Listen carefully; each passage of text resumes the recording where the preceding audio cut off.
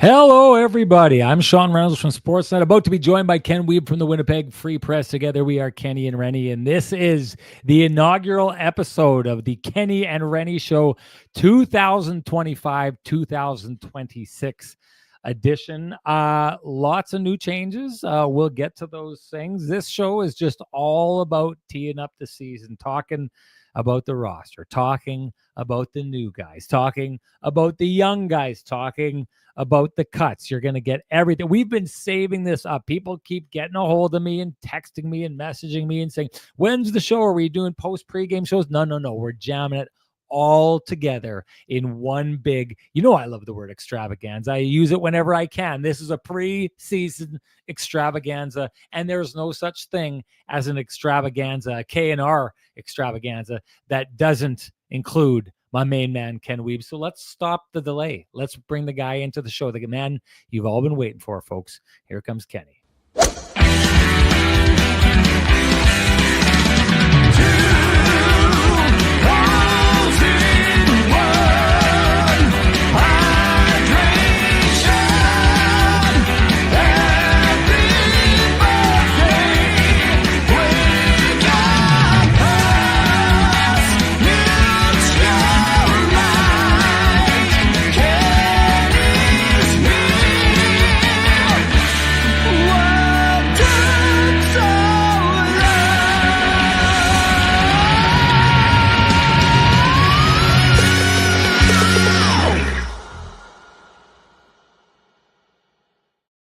Kenny, it's great to see you, my friend. I love this comment by our main man who you just listened to two of his offerings. Tristan Rivers Music, who says, it's officially the hockey season. I'd like to think he said that when K&R debuted, but I think he waited until I introduced you, which I think means Tristan doesn't think it's hockey until Ken Wiebe weighs on it. If so, I'm sorry that he's so mistaken in his analysis. I wanted to say this, July 1st, Lac du Bonnet. July long is always Lac du Bonnet's biggest event there. And Ken, I was hanging out with my nephew and a bunch of his friends. One of them, Bensonhurst. I talked to you about Bensonhurst on this show years ago. I told you to watch out for that guy who is now on the defense of the Moose Jaw Warriors. I don't just make this stuff up. I don't just say nice things about the people that I know. I know what I'm talking about. And Benny is doing a great job there as he cracked the roster. Good job by Benny. Keep going there, my man. Anyways, hanging out with them, and I just had a heck of a night, Ken. I was like, this is a great night. It just felt like it was getting ratcheted up and elevated. I should have known on the stage. I never even went and checked out the stage. Tristan Rivers was out there with his band banging out the music. I wish I would have gone and said hi. All I can tell you is it was a heck of a night, because when Tristan Rivers is playing the music, it's always a party, which means that K&R is always a party. Ken, you are fresh back from summer, I still love calling it the Sky Dome, Rogers Center. Kenny went to go see games 1 and 2. And we've got a guy who's got a heck of a record when he's watching Blue Jays playoff baseball. How is that, Ken? Oh, just tremendous. Great to see you. And you and I were both before the video came up, just bopping away. Tristan, great to hear your tunes again. And thanks for being with us, and along to everybody else that's here. Yeah, no, it was just an awesome weekend. And yeah, the voice is not feeling quite as good as we get rolling here, but that was definitely well worth it here for sure. Fantastic. I love baseball. As you and most people in the chat room know, saw 2 awesome atmosphere games. No, they weren't close games, but I'm okay with it. What I saw was just incredible. And, it's interesting. The Blue Jays, they're sort of like, there's some parallels. And I've talked about this with Nick Linham, who is in the chat room here as well. A lot over the last couple of years. The Jays have not won up to this last weekend, had not won a single playoff game in the Vlad Bo era. And Vlad was, I think, 3 for 22 in his 3 playoff series that ended in sweeps. And now he's 6 for 9 with 2 home runs, including a grand slam, and has 6 ribbies in the first 2 games. So lots of jokes in the chat room about statement games, but the Blue Jays needed what they did on the weekend, and it was awesome to be there for it. And Trey Savage, just an incredible performance by a rookie pitcher making his 4th career start, 5 1/3 of no hit ball and 11 strikeouts. And Sean, we talked about this at the rink today. We obviously watch games a little bit differently when they're on TV, and I was in the building and not watching, but I watched a lot of the clips when I got back to the hotel. Just an incredible broadcast by our friends at Sportsnet. Great call from Dan Schulman. Just did an unreal job of getting out of the way and letting the moment breathe. And I was in the stadium for the bat flip game, which was incredible. But this was not that, but it was pretty darn close, and it was pretty special to be part of. And 26 degrees, sunny, building shaken. It just was tremendous. Anyways, I know we're here to talk about hockey, but that we like to share our experiences with our friends in the chat room. We shared some of those experiences at Def Leppard this summer, and thanks for letting me talk about it. It's something that brought me we talk about the joy level being high often, and my joy level is incredibly high, but I'm also incredibly high joy level for the hockey season that is finally right around the corner here as well. Well, I was going to say these comments dovetail nicely into me announcing the new KNR baseball podcast. No, I'm just kidding. We almost expanded there, Ken. If I didn't retract on that, we would have doubled the time that we spend in this space here. It was good to see. Before we do move on, I just wanted you talked about Nick Lynham earlier on. Here he is in the show. There's definitely parallels to the two. He says, I just wanted to say, hoping for the speediest of recoveries, Nick Lynham, and I were supposed to get some coffee. He wasn't able to. We know that he's battling some stuff. I'll keep that to himself. But I just want him to know I've been thinking about him. I was going to get a hold of him earlier today to see if he's good for coffee this week. He can reach out to me. He knows how to get a hold of me. If he is, I'd love to spend some time with him. Always enjoy my conversations with Nick and rooting for Nick. Go, Nick, go. Okay, just want to take care of a little bit of house cleaning. It's not going to be your traditional K&R where we go the way that we usually do with our sponsors, but I did want to invite in and welcome and introduce you to. We have 2 new sponsors coming on the show this year, and as we have always talked about, I think we've been pretty transparent about this at KNR. We okay. Here's the deal.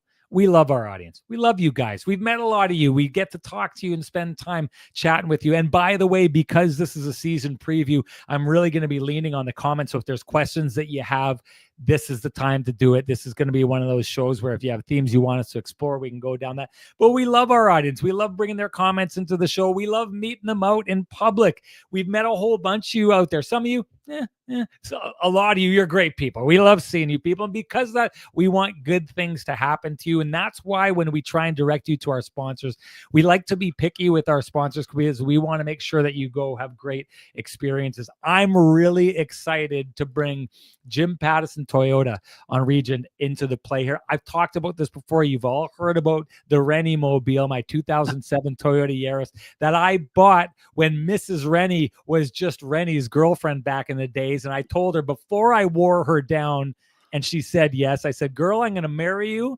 And one of these days, our firstborn is going to drive this car. And I'd like to tell you, little Renny Jr., my oldest daughter, is almost 15 and a half and ready to take over the Toyota Yaris, which has just been the most unbelievable vehicle for us. Never gives us any kind of trouble. And that's that thing that I said way back in those days. I'm being proven right to Mrs. Renny. I see it as having like a free second car because it's gone on so long that my nephew who I was talking about, he just had to go find a car. He's off to college and looking for cars. I don't have to look for a car. I just get to pass this along. Love that car so much that after we had our second Renny Jr., we went out and we got a Toyota Sienna 2012. We are a Toyota family. And I know that Stacy drives a Toyota, Ken. We will be getting a new Toyota next year to replace the car that my Renny Jr. is stealing away from me there.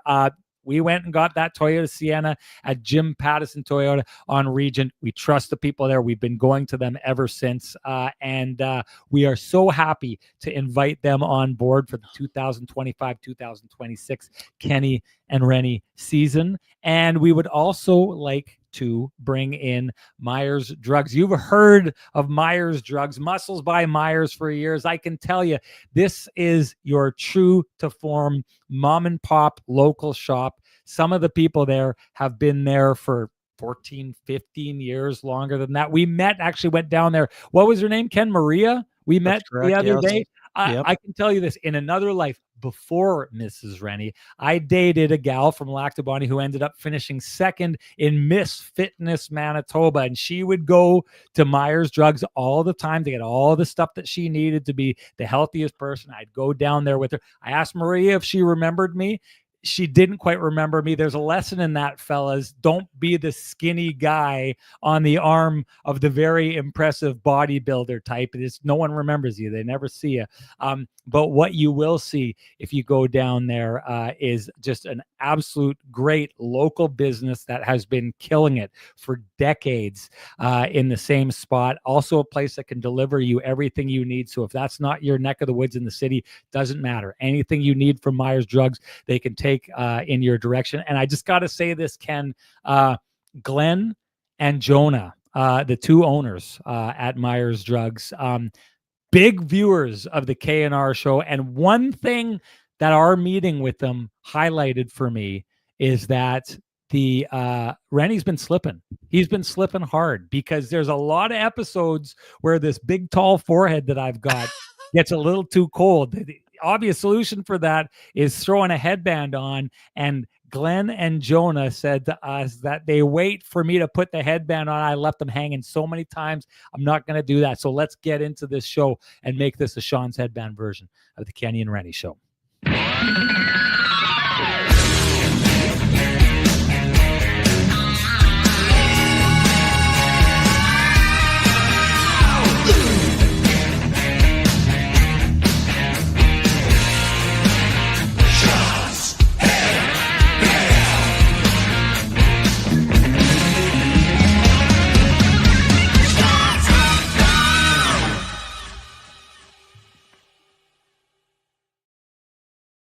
Excellent stuff, folks. Good to have the headband back on, and also good to have both Myers Drugs and Jim Pattison Toyota on Regent on board. Also, just want to say welcome back to Vittorio Rossi, Pristine Roofing, Cambrian Credit Union, Sweet Lou Furlan, Flame and Comfort, The Keg, where we will continue handing out the Keg Save in the Game. You get that. You get a $50 gift certificate to the Keg. And, of course, the Kenny and Renny OGs in the Johnston Group. We talked about it briefly in the springtime.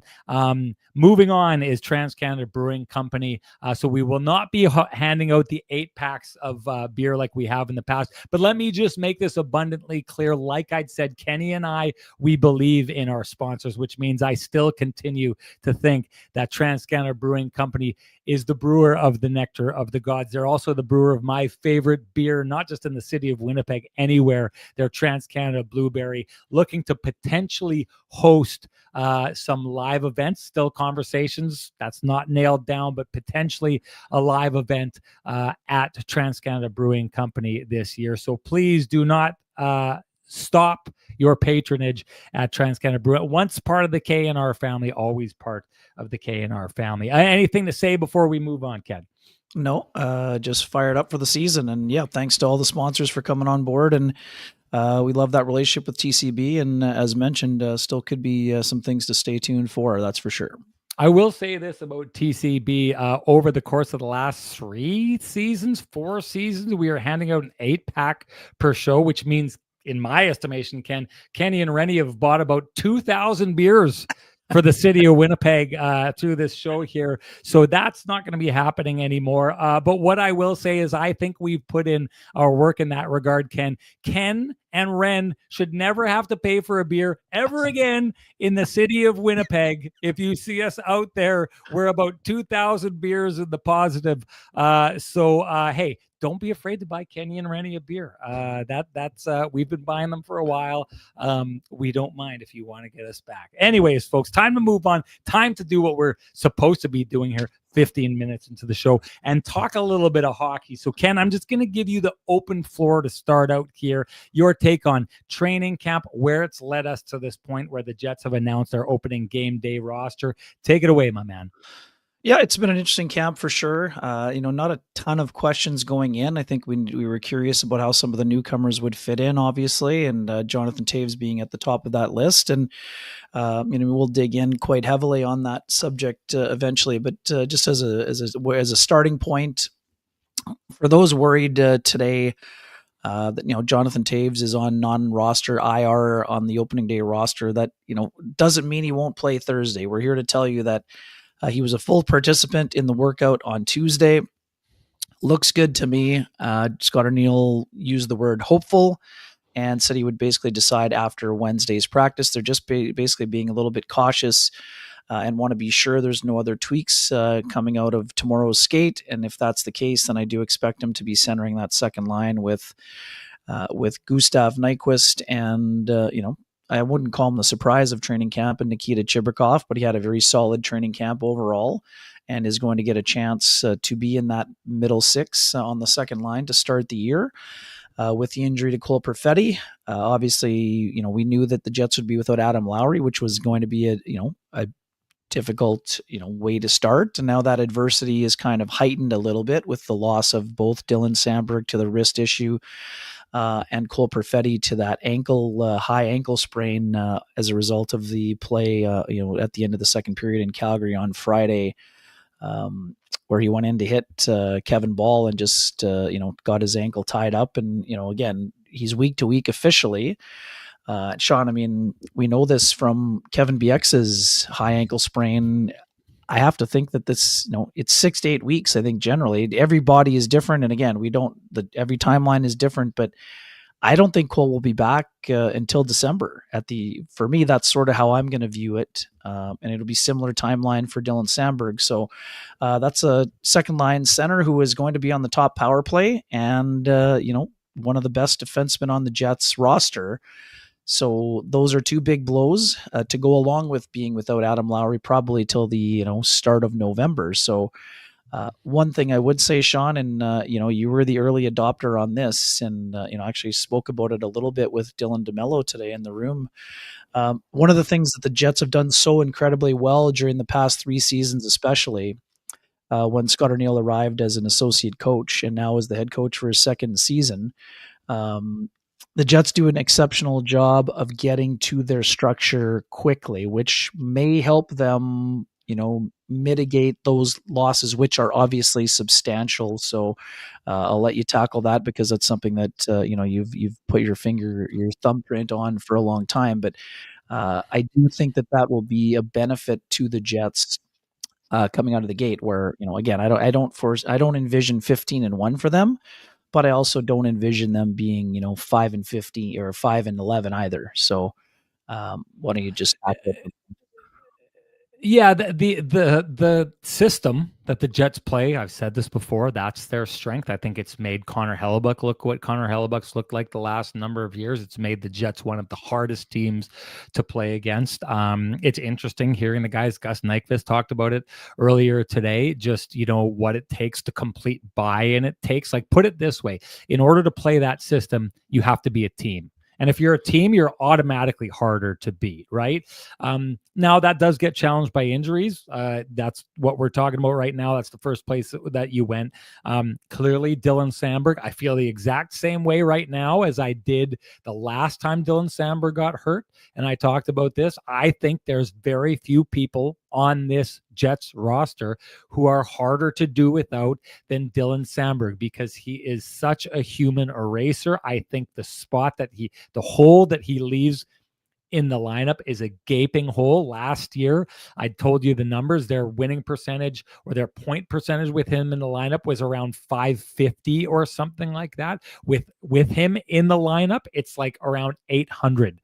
So this is a team that the numbers tell us clearly is far better with Dylan Samberg in the lineup than without. So I think that's going to be a challenge. I think they will be leaning on that system. I think, to your point, we're going to see a little bit of a different start than we did last year because there's new important players on this roster that will be learning the system on the fly. Now, I think the Jets coaches do a great job of getting the Jets prepared for the season. So I think that they're going to be ready to go, but there's those moments And we saw that. I remember a couple of years ago, that first game that the Jets played, and Rasmus Kupari, made that little bit of a mistake again in that game against Calgary, and they lost that game to Calgary.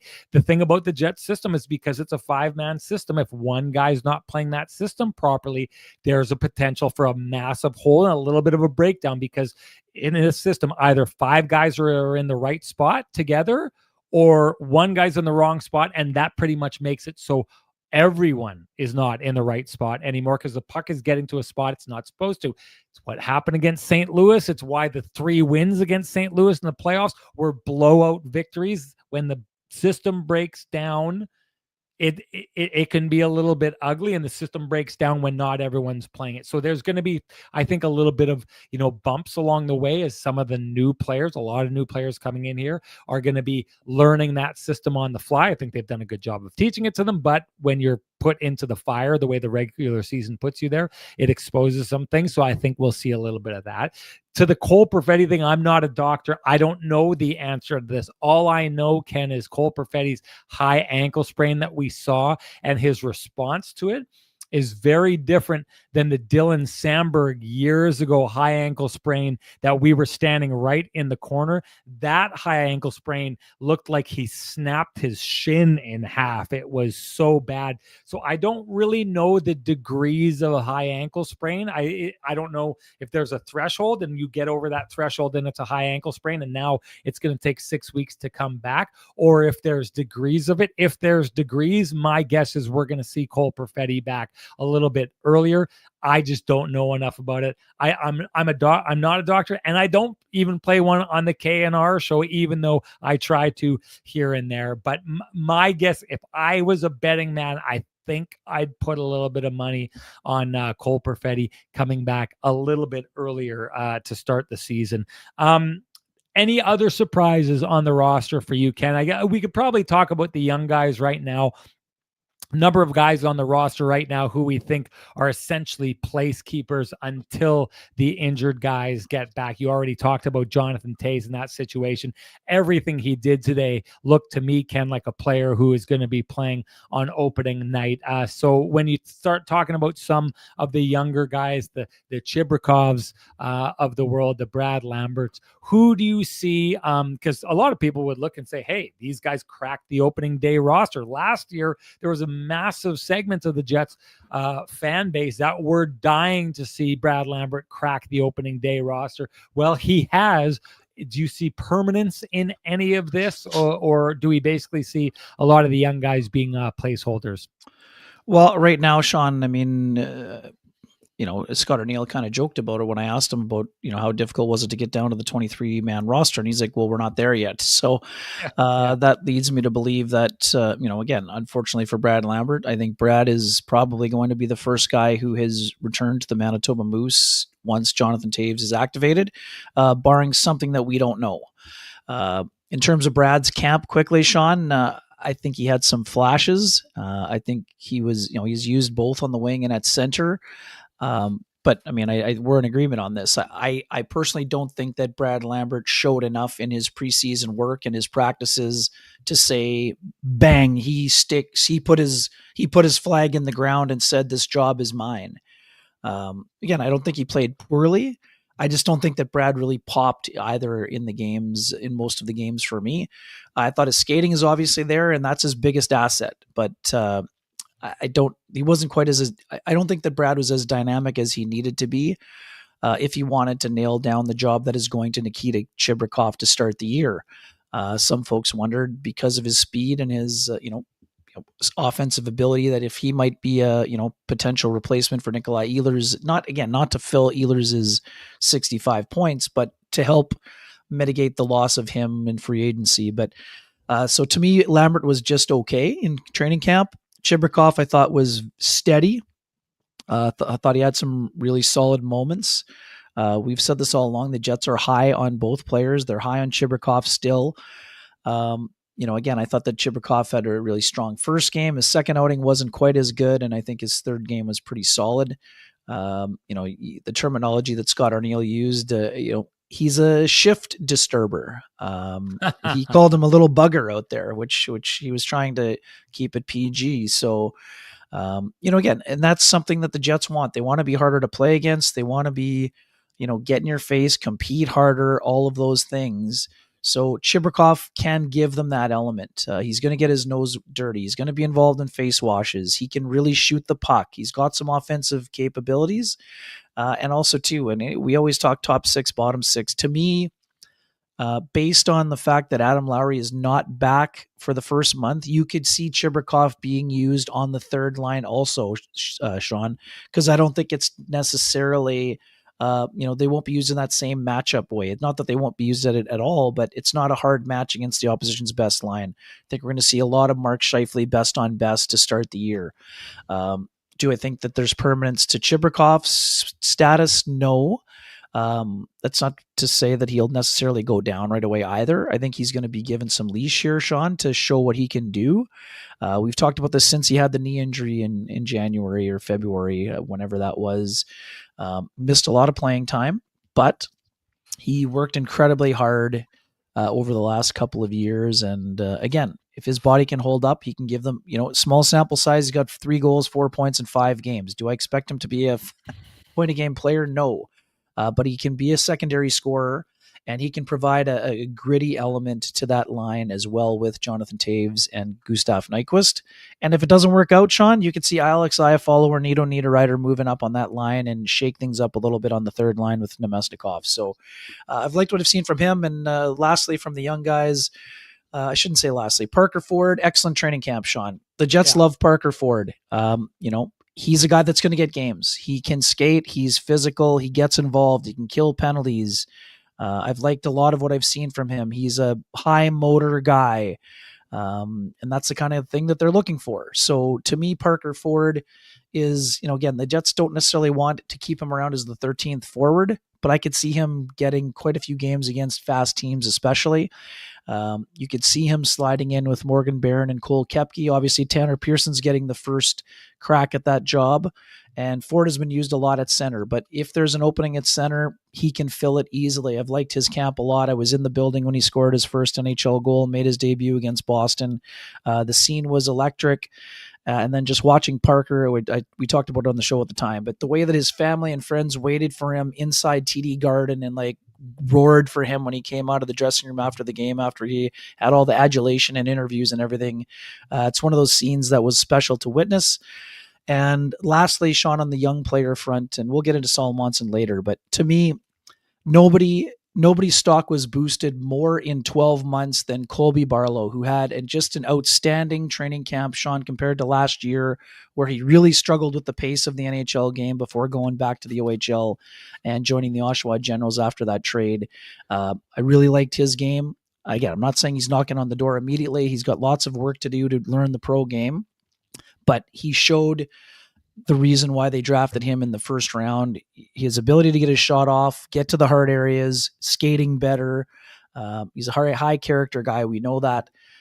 He and Braden Yager, I'm excited to see their progression this year as they turn pro at the American Hockey League level.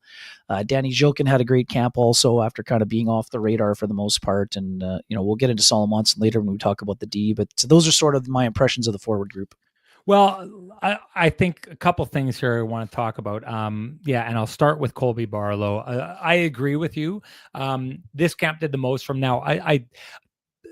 Was he the best out of the young group in the way that he showed? I think he's definitely in the conversation, but beyond the conversation, I thought he had a really tough training camp last year. Tough to the point that I thought that there was maybe a chance that he was going to start falling off the radar. And then he went back during the regular season to the OHL, and it seemed like that was going to continue. And we kept talking about guys like Kevin He's stock on the rise. And we started talking about all these other players, and Colby Barlow was kind of getting left behind. I thought Colby Barlow did a far better job this time around of showing what makes Colby Barlow a great player. Even more importantly, I was worried watching his camp last year that his speed was not NHL level and that it was going to be a barrier to him getting there. He showed, now I don't think he's the fleetest of foot player or prospect that they have, but there's other ways around that. And he showed, in my estimation, was able to show how his game could work at the NHL level. it was important for him because he needed to have a good camp to reestablish himself with the Winnipeg Jets. And I think that he did that. So that's why I agree he was one of the big winners. The Parker Ford thing that you're talking about, I'll use that to just talk about him a little bit and then translate to our next topic. Parker Ford is exactly that. The Jets like what he brings. They like that effort level. What Parker Ford does is he shows that he can fit in as being one of the guys to play this Winnipeg Jets system. Now, the ultimate of NHL players and the ultimate on this team, the likes of the Mark Scheifele's and the Kyle Connors, are guys who can play this system and then on top of that system bring a skill level that is just absolutely unbelievable, right? And that helps drag you over the top in a lot of games. But what the Jets have done a real good job of over the years, I believe, is finding the kind of players who can play this Jet system and make it work really well. Guys like Vladislav Nemesnikov, who a lot of people would have thought before he came to Winnipeg, you look around the league and, maybe this is a guy that doesn't have a lot of years left in the league, except the Jets identified that he's a player that fits their system really well. He comes here and becomes an extremely useful body for them. Parker Ford is a guy I think they've identified that plays into this system well. So you can plug him in and you don't have to worry about losing out defensively. And if he adds on top of that, like when he scored his first ever NHL goal in front of family in Boston and in front of, most importantly, that those guys can show that they can do those things. But the other thing about Parker Ford, I believe that makes him valuable, is he's the kind of guy that if the Jets don't have use for him in the lineup, they'll be able to put him in the press box and you don't lose that guy, right? He doesn't get frustrated. He doesn't give up. He doesn't get angry. He knows his role. He understands that. And he's the type of player where he is in his career. And maybe, it's his job to fight his way out of that and become a full-time NHL guy. But is the kind of guy who can play that role where you're the 13th forward, something David Gustafsson has done for a long time for this Winnipeg Jets team. And that not playing is not going to hurt you with this player. That brings me to the next topic of conversation we got to talk about, Ken, in my estimation, is Ville Heinola. Okay. There's going to be a lot of opinions about this. If we would have told you this news, if we would have had a crystal ball, the K&R crystal ball, and said 2 years ago, guess what? Ville Heinola is going to get cut and sent through waivers. What do you think of that? Well, our chat room would have exploded. It would have melted down our chat room here. And that would have been something to see. Maybe it's still going to be like that. But the big reasoning, or one of the things that his head coach, Scott Arniel, is excited about right now is Ville Heinola, one way or another, was going to get sent down and he was going to get claimed by another NHL team, or he was going to get to the Manitoba Moose and he was going to get to play a lot of hockey. Again, he hasn't played a lot of hockey the last couple of years due to injury, due to being in the press box. He's going to have the opportunity to do that a lot this year. I personally think that's the right move for him because it doesn't help you. A young guy like that is not getting any better sitting in the press box alongside guys like you and me, Ken. Because let's be honest, neither you or I have gotten any better at hockey over the last couple of years. That's what the press box can do to you if you don't have the right mindset, right? So not saying Ville Heinola doesn't have the right mindset. I'm just trying to extend a joke here. But Ville Heinola, I do believe, for the betterment of Ville Heinola. And to me, that's where I think, and I think it's where Scott Arniel was looking, because Scott Arniel said something about, I almost got the sense from Scott Arniel today, Ken, that Scott Arniel would have been okay with Ville Heinola getting claimed by another team, because I think at the heart of it, Scott Arniel is a player's coach and he wants what's best for a player. And I think he believes that the best thing for Ville Heinola is for the betterment of this organization playing with the Manitoba Moose, but B, if he would have got claimed and gone to another organization, at least Ville Heinola would have played and had a chance to show for another team what he could do. I think it's the right move for a guy that I was saying it, that I said it on Hustler's show weeks back. I saw Ville Heinola getting sent down based on the depth that they have. I don't think he was jumping ahead of guys where he has to jump to because he's more of a player like Josh Morrissey and Neil Pionk than he is a bottom pairing type guy. I just don't think that there's a spot for him on this team the way the Jets have it. And so getting him somewhere he can play, even if it meant risking him going and being that guy somewhere else, I personally thought was the right move. Yeah, no doubt. And yeah, let's be clear. The Jets could have made Ville Heinola sit around as the eighth defenseman if they were scared or more scared of losing him on waivers.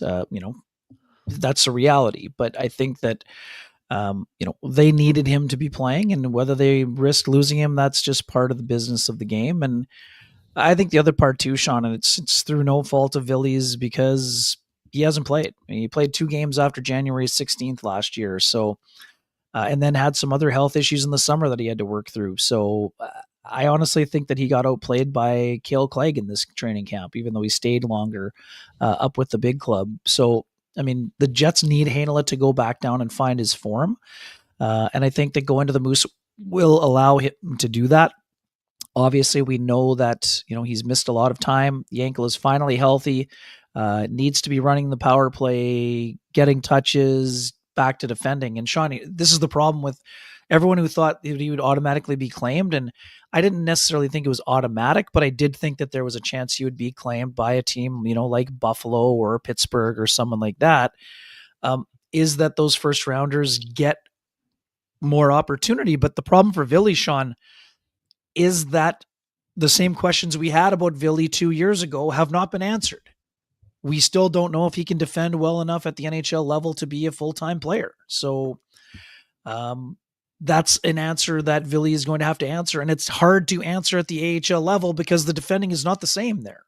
But what we do know Ville is good at is puck moving and running a power play. So those things he can do with the Manitoba Moose. And we know Ville's going to have a good attitude. This would obviously be a blow because he would have been expecting to be claimed.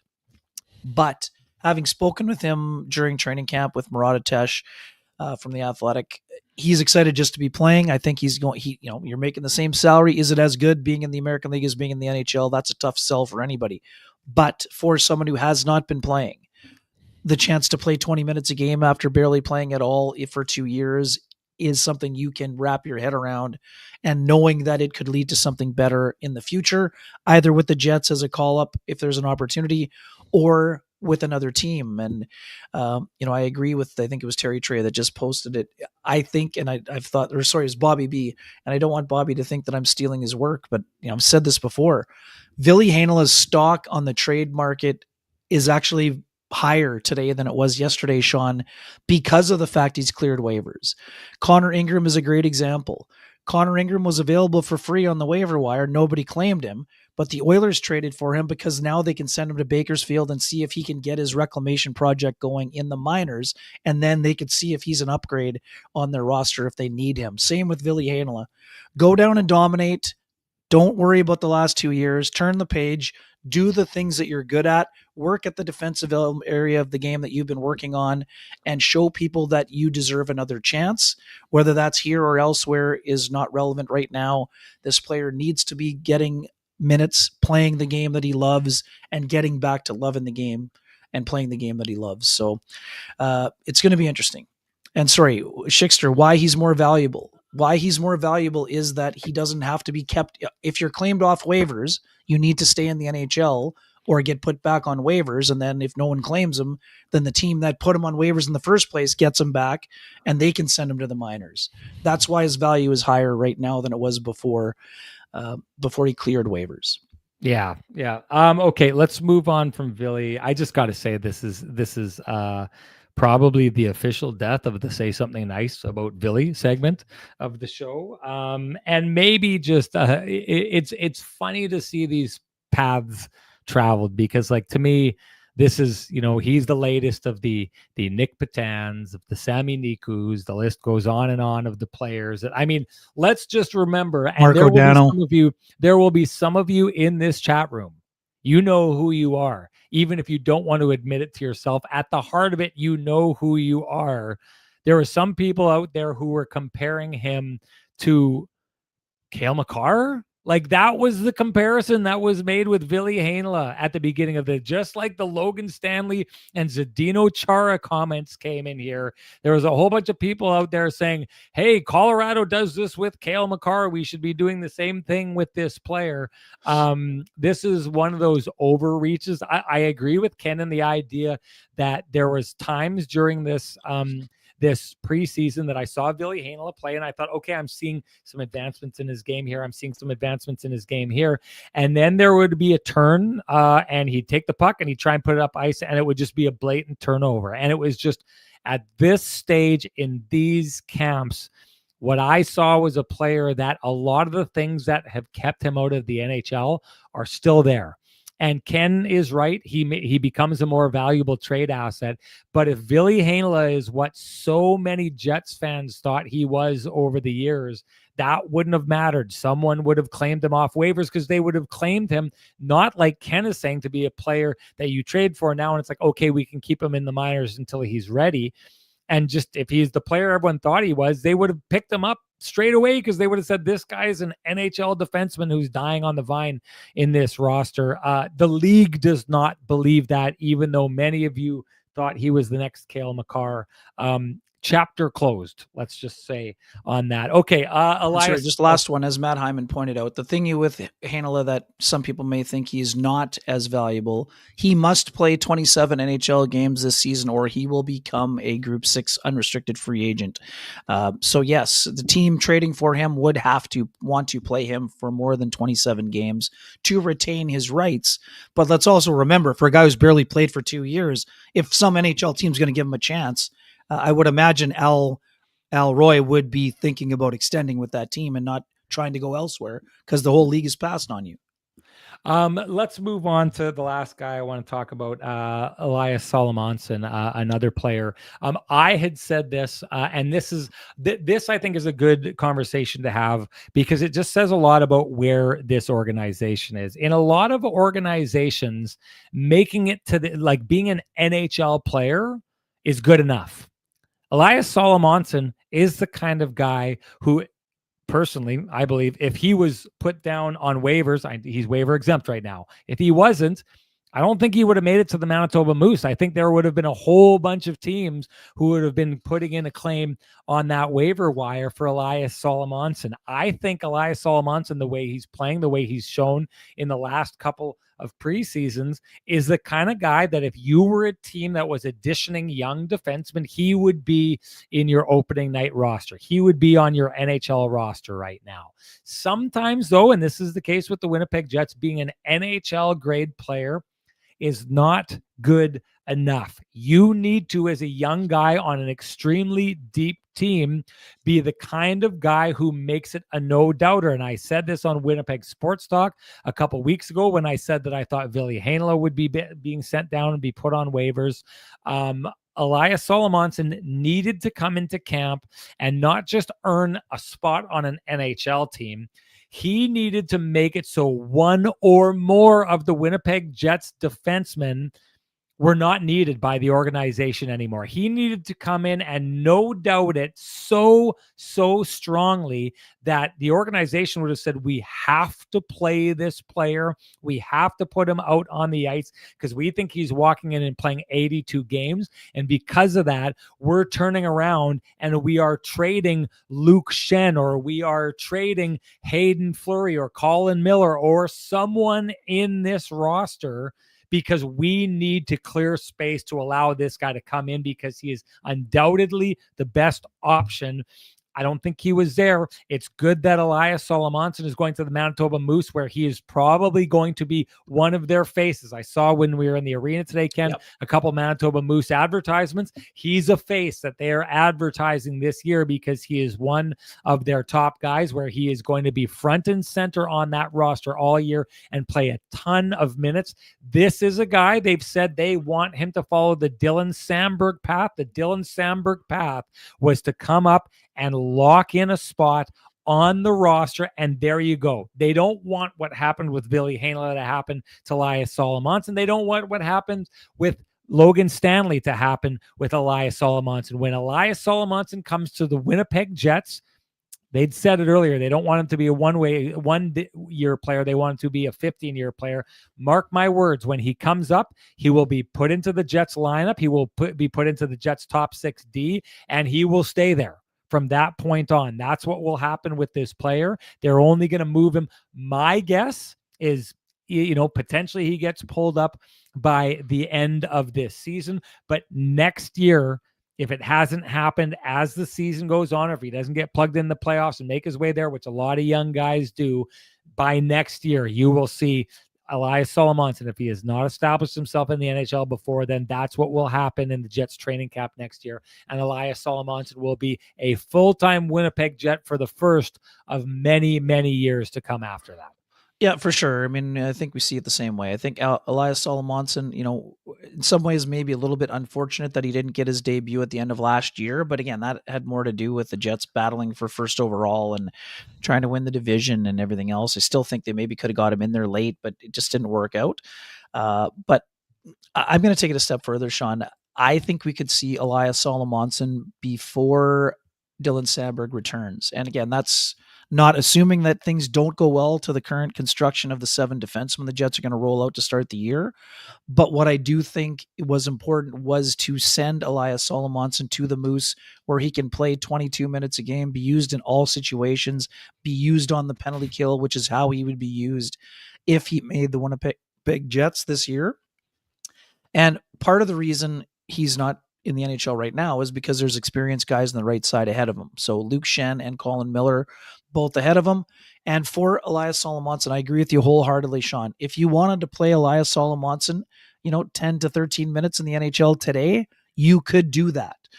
For surely for a small window, you could do it and then see what happens. But I see better value for Salomonsson being their number one defenseman, as Mark Morrison pointed out during training camp, or the rookie portion of training camp. That's what he was last year. He's going to be the number one defenseman this year for the Moose this year. But if things don't go as smoothly with the Fleury-Pionk pairing or with the Stanley Schenn-Miller combo platter, then I still think we could see Elias Salomonsson within that first 8-week window. I'm not saying it's likely to happen, but it is a possibility. Then you'd consider moving Schenn, DeMello, or Miller to the left side.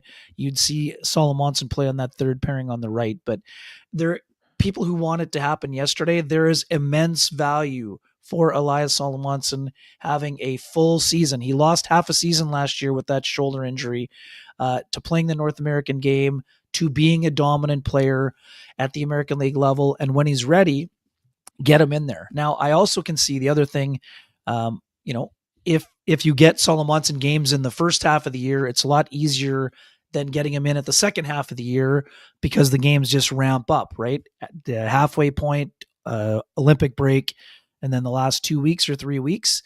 But, some coaches are also a little bit, hesitant in some ways because you want to try to the wins in October count the same as March. So you're trying to stack wins. So you'd be a little bit reluctant to roll out younger players to some degree. But I've said this before. I think Elias Salomonsson is going to be a elite shutdown defenseman at the National Hockey League level.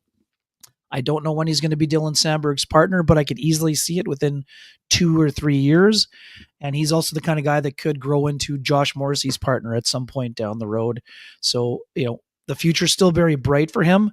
This is not the Jets holding him back somehow. They want him to succeed, but I'm with you, Sean. Once Elias Salomonsson is called, he may get an early taste test this year, but there's going to be a time where he's called up and then called up for good and will never get on another bus in the American Hockey League, and he'll be ready to be a 14, 15-year NHLer. Okay. Let's move on to the roster as it currently stands.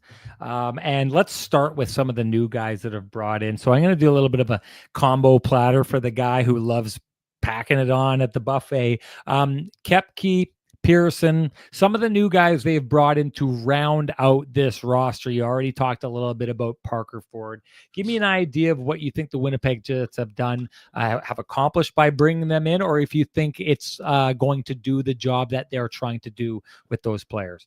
Yeah, I love what I've seen from Cole Koepke, which is, again, one of those things where it just lines up luckily on July 1st. Started to look through there's obviously the Duluth connection, but Cole Koepke to me was someone I identified on Twitter, not because I had inside knowledge the Jets were looking at him, but to me, he looked like a Winnipeg Jet player. Well coached, plays in a structured system. He brings the elements that they were looking to add. Very fast skater, fierce forechecker, relentless player, physical, in your face. To me, he reminds me of Tanner Glass from the early Jets, from the GST line, except, it doesn't have the same maybe fighting element as Tanner Glass did, being a guy who played in college. But to me, Koepke has looked great. I think that he and Morgan Barron have the potential to be a really good fourth line. And we've talked about this since, for a long time in the stands, Sean. Tanner Pearson has an exceptional shot. I think that with two really fast skaters, I think Tanner Pearson's ability to get to the hard areas in it with a big body, I think that those guys could have some success. And, they've all been double-digit goal scorers at various times in their career, and I could easily see them getting to that point again if they're all regular players for the entire season. Koepke and probably Pearson as well could be used in the penalty kill also. So they would bring that element also. So again, I think that line has the potential to be solid.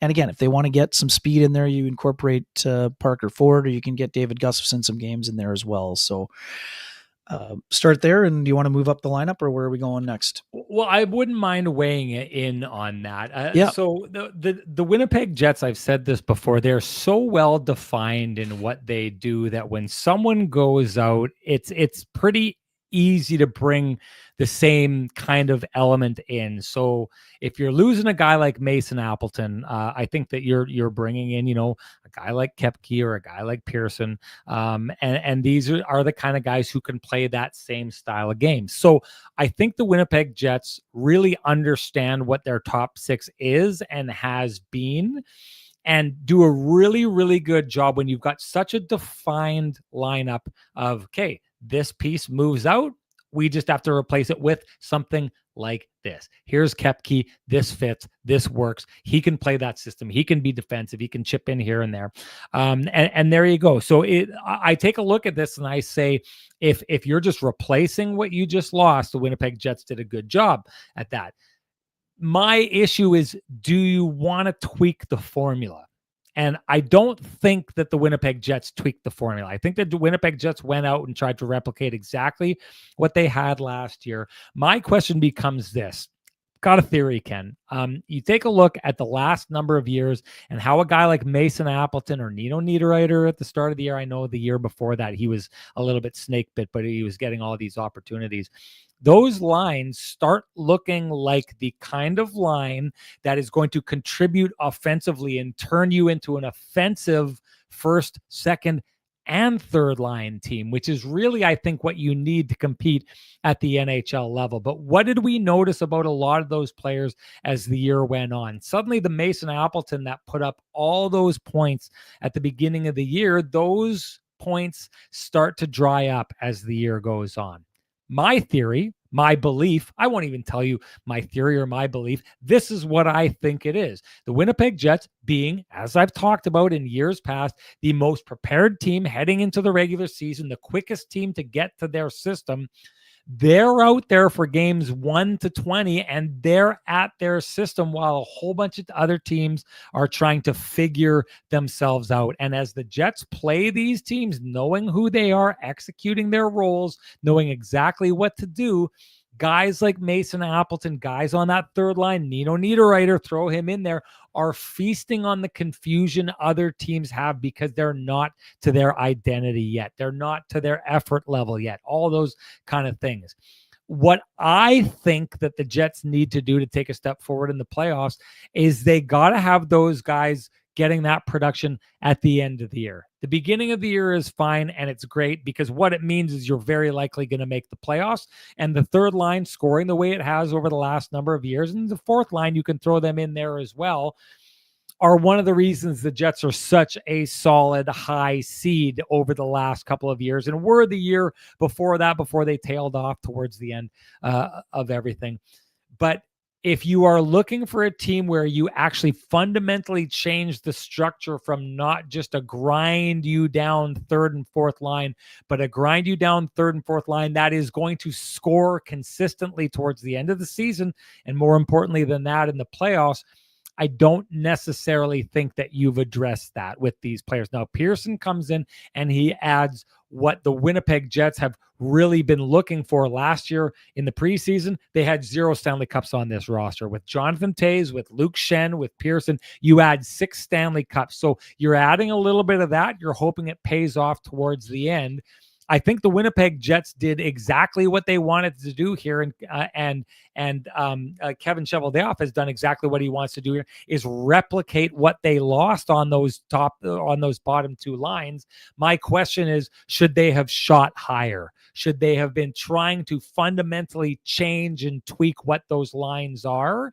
And I think they should be. I don't think they've done that. I think they've replicated what they had. And I think what's going to happen is at the beginning of the year, you're going to see Pearson, you're going to see Koepke, you're going to see them producing in a way that guys like Mason Appleton did early last year. The question for me is, are those guys going to do it in the late season and in the postseason when hockey becomes hockey? And I just don't know that I've seen enough from those guys. And maybe you need to see more, because Koepke is a guy who's just scratching the surface of what he is at the NHL level.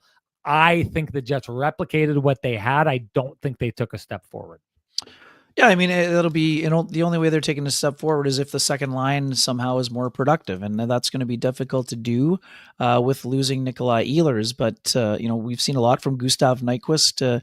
There's some creativity there, and again, we're not expecting him to be a 75-point player, but we're also not expecting him to be a 28-point player. So he's going to have to be doing a nice job. And again, with Chibrikov getting a chance here, Cole Perfetti, Sean, I was expecting Cole to jump to being a 65 or 70-point player this year. Now, if he's going to miss a month or more, that's going to be difficult to do. Jonathan Toews, some people have questions. I think that Jonathan Toews is going to hold on to that. We'll get into that later. We've addressed the bottom 6. So if we've addressed the bottom 6, let's go to, I've got a plan here. Sorry, I should just wrap. I'll wrap the last thing on the bottom 6, to your point. There you go. They need Nino Niederreiter to finish the season strong.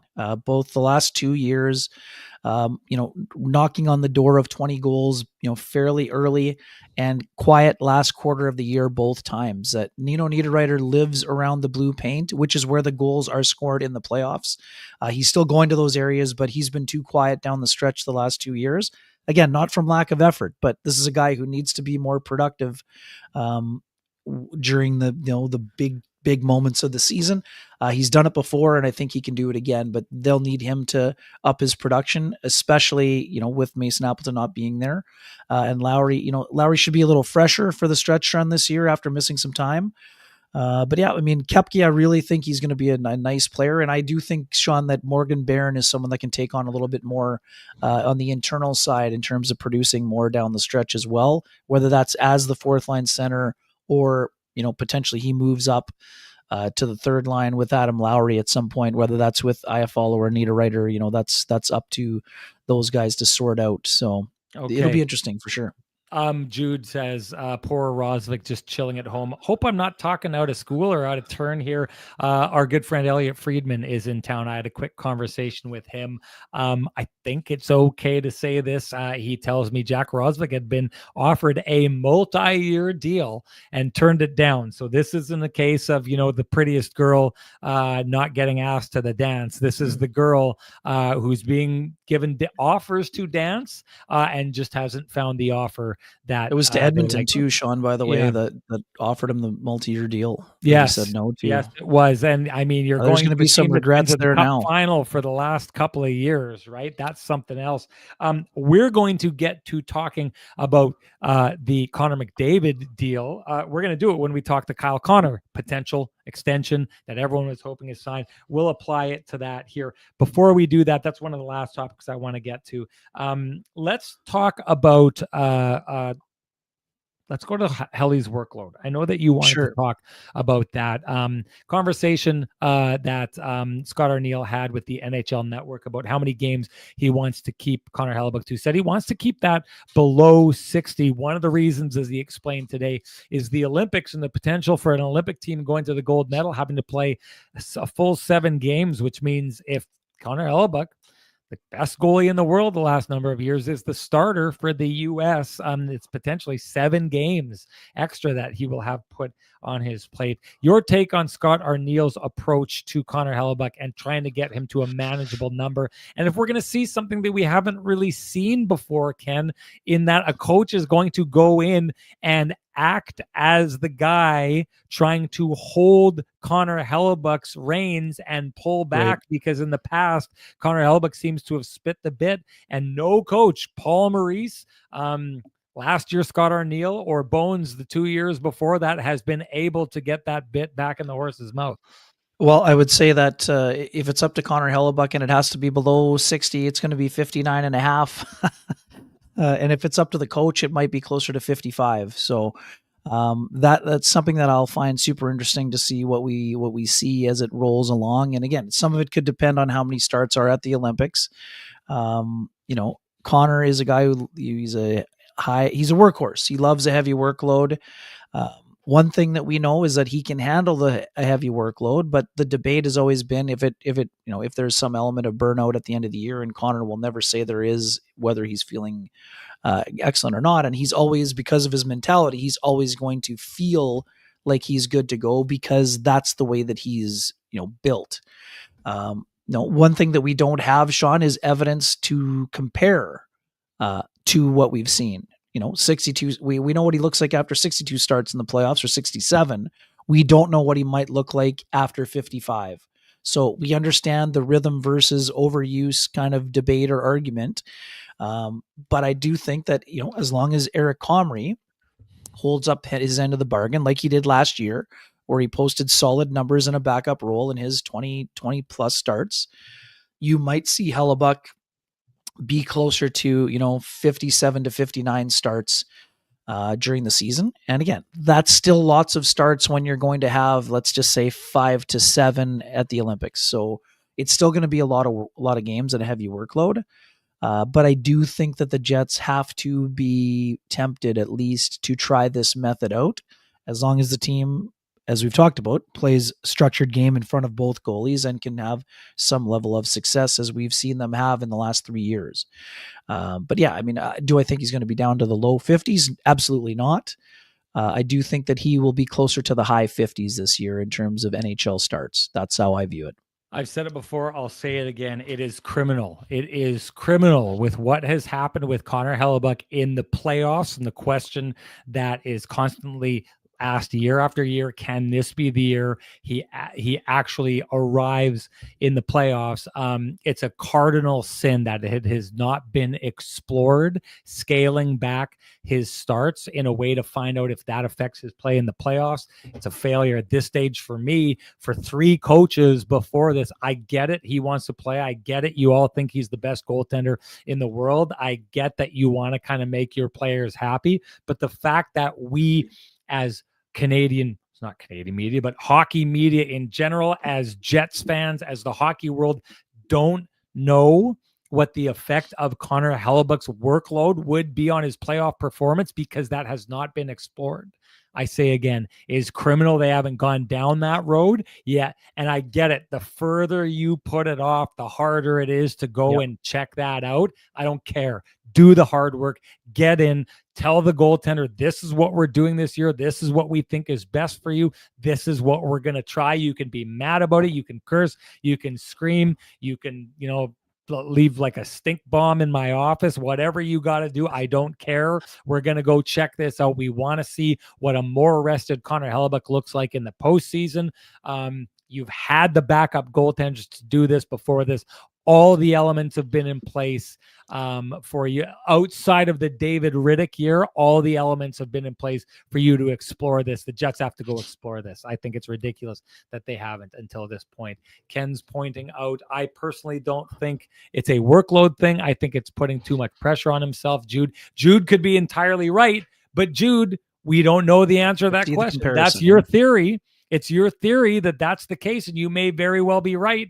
But we haven't explored to see if that's right or not. We haven't explored to see what his workload would think. You think that it's not the workload, and maybe you're right, but we don't know. And so it's time for people to go out and explore the idea of the workload and see if we can figure this out. Okay, moving on from Helly's workload, I just wanted to ask this question. Everything that we've talked about, Ken, we're talking about it kind of in the manner that you are going to get a really strong defensive team here in the Winnipeg Jets. You're going to get world-class goaltending from Connor Hellebuyck. You're going to get world-class defense from players like Josh Morrissey. You're going to get top-end scoring. You even said it. Well, this is all dependent on what you get out of the second line, Jonathan Toews, and all these things. Can we look at the Winnipeg Jets and say, Mark Scheifele, Gabe Vilardi, Kyle Connor, Connor Hellebuyck, Josh Morrissey, Neil Pionk, Dylan Samberg when he gets back, Adam Lowry when it gets back. Can we just confidently look at this team where a lot of those players are in their early 30s, starting to get towards their mid 30s? Are we still at the stage where we can just say confidently we know what we're going to get from those players and we do not need to worry about a regression from any of those players? Yeah, I mean, I personally don't see a regression for any of those players that you mentioned. I mean, obviously, some folks wondering if there'll be some Hellebuyck regression just because he was so exceptional last year.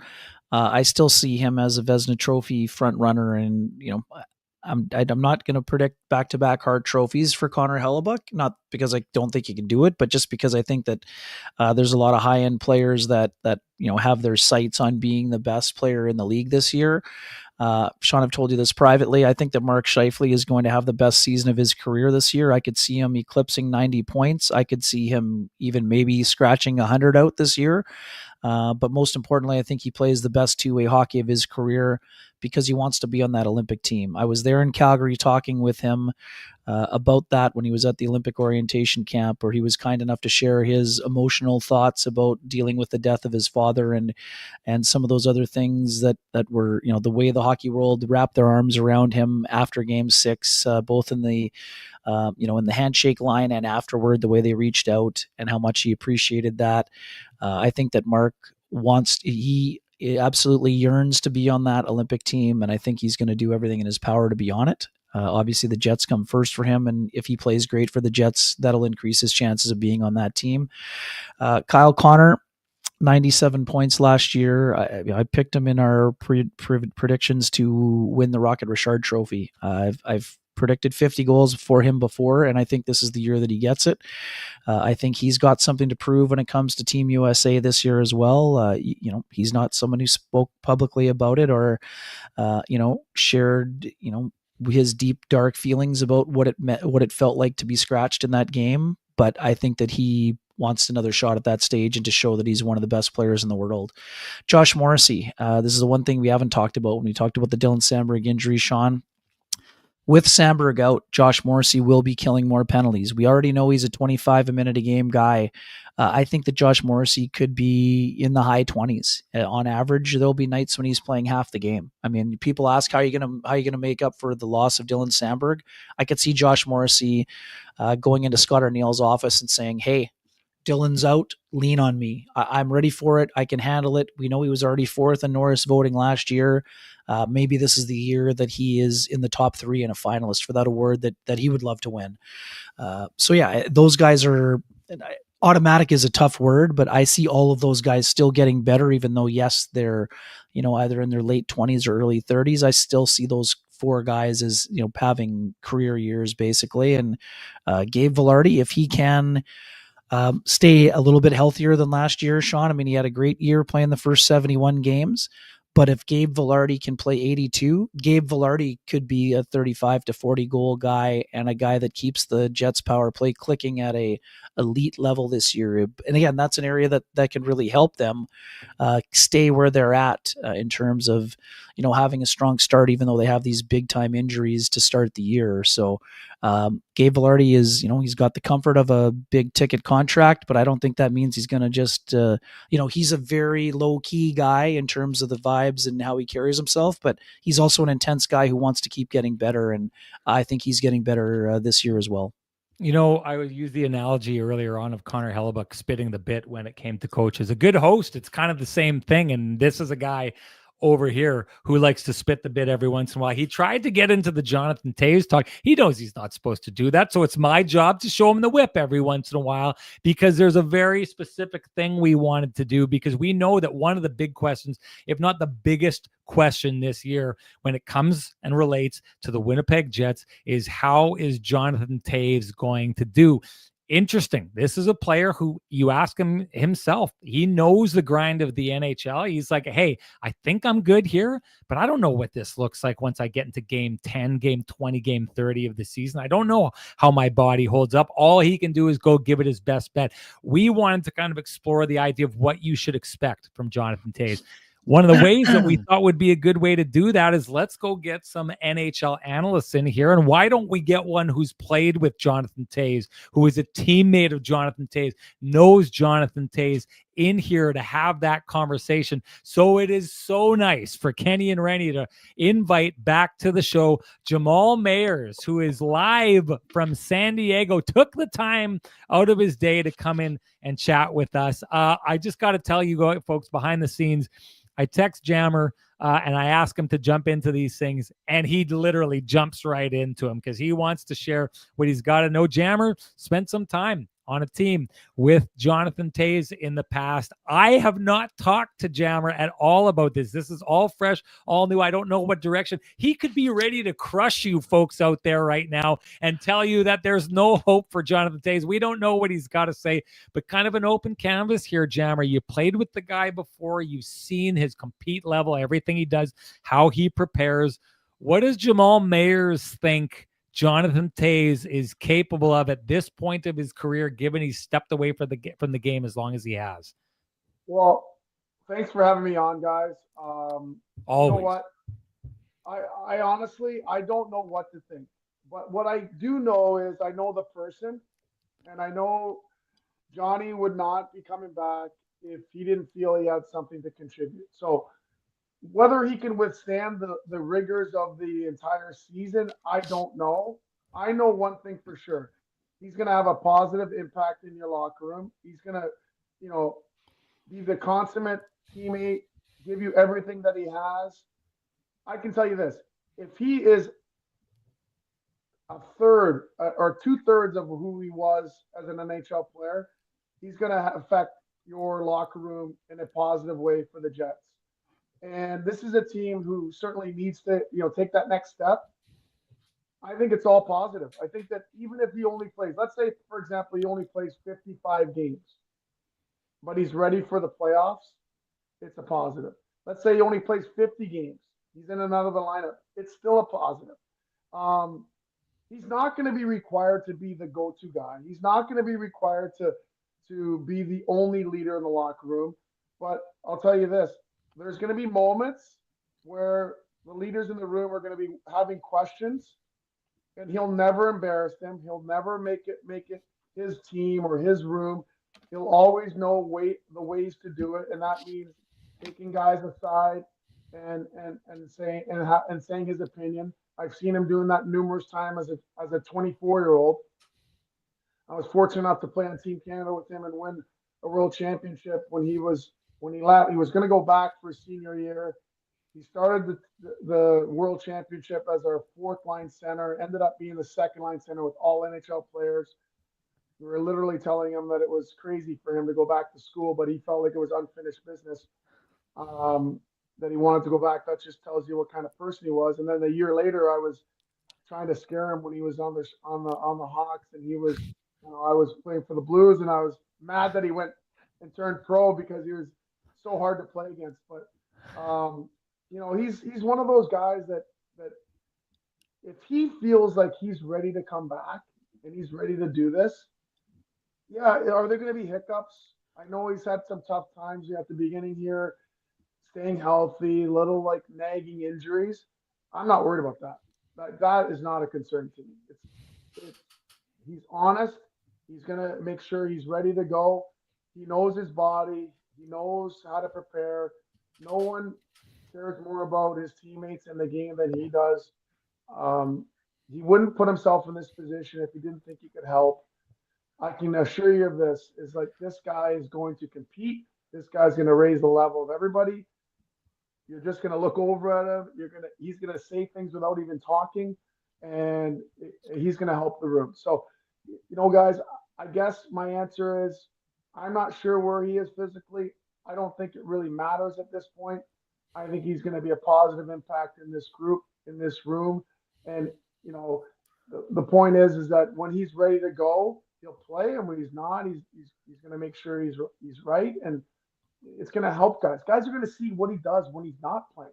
Like guys are going to see how he interacts with the leaders in the room. Like everything he touches, everything how he prepares, is going to be a positive impact on this group. Jammer, this won't surprise you, but in one of his first availabilities during camp, he said, I have to earn the respect of my new teammates, which again, you understand, like that's how he genuinely feels, but he's the kind of guy that commands immediate respect, right? Not just because of what his resume looks like, because of how he acts, but what's the biggest benefit for not only, the 23rd man on the roster, but for guys like Adam Lowry, who's growing into a great captain, Josh Morrissey and Mark Scheifele, guys that are all, emerging leaders and core pieces, but guys that are still chasing that elusive ring. Well, I think a lot of times people think that the only leaders in a room are the guys with the letters on their jersey, and no one knows that better than Johnny. And so I'll give you an example. Like I was an older guy in Chicago, and there's times where I would pull Johnny aside and say, "Hey, we got to get Victor Stalberg to understand that if we win a Stanley Cup, he's going to get paid. Right now, he's just worried about if he's on the power play." And I get it. He was a young guy. He hadn't had the financial security yet, but it was pulling away from the team goal. And I had that conversation with Johnny. He's like, "All right, I'll talk to him." And it would have sounded like I was a bitter guy, older guy who wasn't in the lineup coming to Stallberg to have that conversation. But Johnny knew that I understood how it worked, and he understood that you have to lean on some of the older guys to have that opinion. And then he took it forward and had the conversation with Stallberg. And, Stallberg might not even know this happened. And this might be the first time he's hearing about this, that it came from somebody else. But Johnny did have that conversation. There's going to be instances where the leadership group with the Jets are going to have questions. They're going to wonder, are my instincts correct? And it's as simple as Johnny going, "Yeah, absolutely. Go ahead." Just giving a nod. And it helps. What I'm trying to get across is that it's not just leadership isn't just on the 3 or 4 guys with the letter. It's a whole entire group. And sometimes you need that assurance, that reassurance that I am making the right call, that I am saying the right things. And, Johnny will be able to provide that for the leadership group. Jammer, you played over 900 games in the NHL. You don't get to stay in the league that long if you don't find ways to be useful in the NHL when some of your skills, when some of your age starts to betray you a little bit. So you'll be a guy who's gone through that. You'll be a guy who's watched teammates go through that. And as an analyst, you'll be a guy who's analyzing that.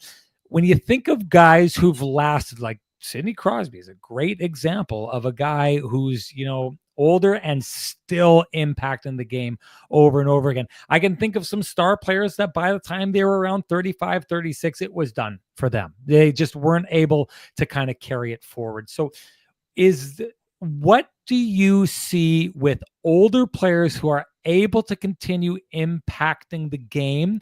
What have you seen in those players that has allowed them to either keep their skills up or find a way around those skills diminishing?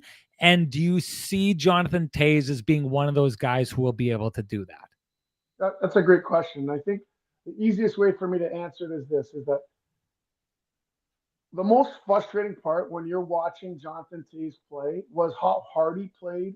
And the baseline of his game was rooted in winning faceoffs, killing penalties, doing the right things offensively and defensively, and playing a 200-foot game. If he's physically fit, he's going to be able to do those. The thing that falls off, in my opinion, is the production when you get older, right? So is a 35-year-old able to produce? Very few of them are. Sidney Crosby is an anomaly. he's an outlier. He's able to produce at a point per game, even at the age that he's at. That is very unlikely to happen for JT. But if he's only able to be a 14 to 16-minute guy playing in your bottom six, doesn't mean he won't play 15 games in the top in the second line, but he's primarily a second line power play guy. Maybe he's not even on the power play, but he's a mainstay on the penalty kill, wins face-offs. Like that to me, that's you're getting value there. Like forget the fact of his resume and what he's accomplished in his career. You have to pay a lot of money to get a third line guy to be able to do that, and he's coming in as a discount. So, this is a guy who, at the high end will be able to produce, in my opinion, 20 goals, 55 to 60 points would be an amazing season. If he gets 12 to 18 goals and ends up with 45 points I'm not sure what the third line center got last year, but 45, 50 points is not terrible. And then a guy who you're not afraid to play against other top lines come playoff time. Jammer, we always hear, we've seen it. Jonathan Toews has won at every level going back to Team Western as a teenager. But the beauty about him is that not only does he love to win, but even more he loves to win, he hates to lose. How big an impact can that have on this Jets team that you've watched very closely the last few years here? Well, I think sometimes a team that's just about to take that next step to win, they think they're doing enough.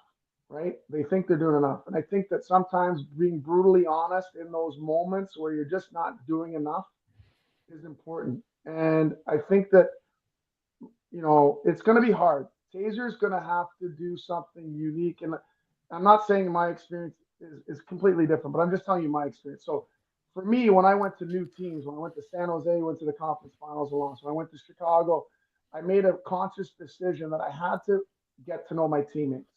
I went out of my way. It's also fun, get to take them to dinner, get to hang out and have a good time. But I think that it's very important that your teammates know you care.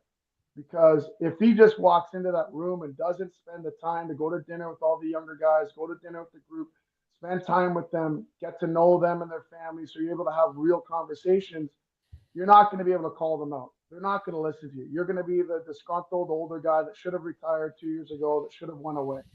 So it's really, really important, and I'm sure Johnny has this perspective, but I think it's important he endears himself to the human side of his teammates, because there's going to be a moment where he's going to call them out. And they have to be willing to know this is just a guy who cares about me, that wants us to win.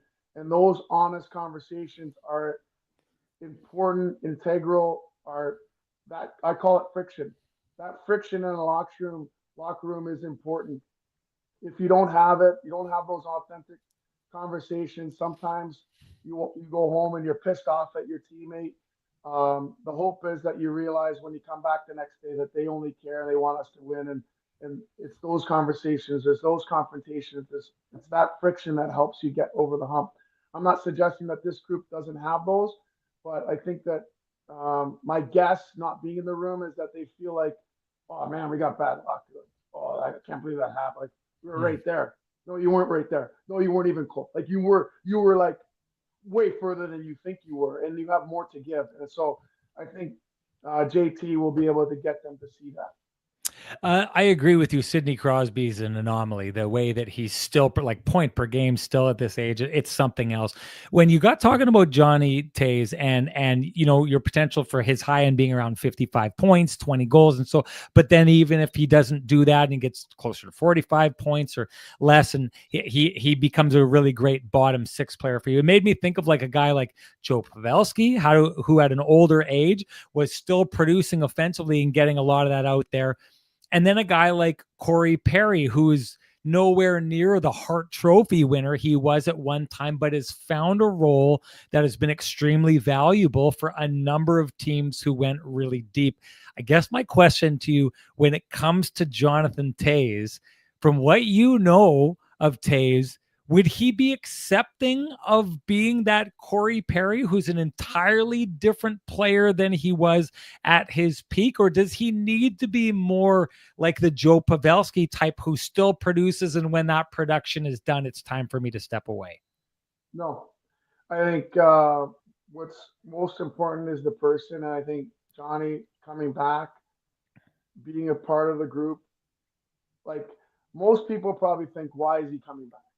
Right? Most people on the outside, most people who even are in the game that don't know him are probably thinking, why would he do this? His legacy is cemented. Um, when I heard he was coming back, my initial thought was, oh, he must think he's got something left. Like that's exciting to me. And so a person of his ilk doesn't do this if he doesn't feel like I haven't exhausted everything. And he like all the work that he did to get to this point, it also speaks to who he is.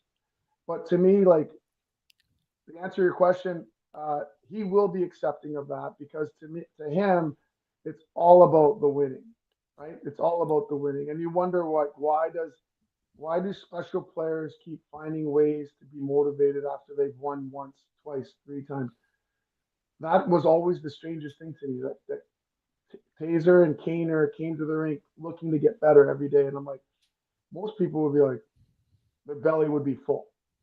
His belly's not full. He still wants more, and that's what makes them different, right? That's what makes them different. We'll never understand it because people are like, "Well, he's got $60 million. Like, why would he come do this?" He's not done, like for whatever reason, and he wouldn't come back. He wouldn't sign a contract. He wouldn't do this if he didn't feel like he physically could.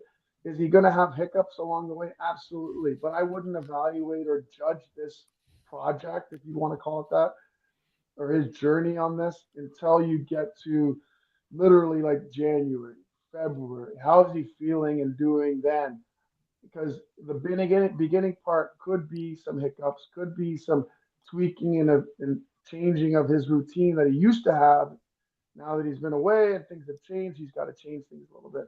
So um, it's exciting. I think that the last thing he wants to be also is a distraction, right? So he's not going to want to be the guy like where everybody comes in the room asking like when is he okay, is he coming back, so that's got to be driving him nuts. So he wants to be on the ice, being one of the guys practicing, playing, and not be a part of what could be perceived as a distraction.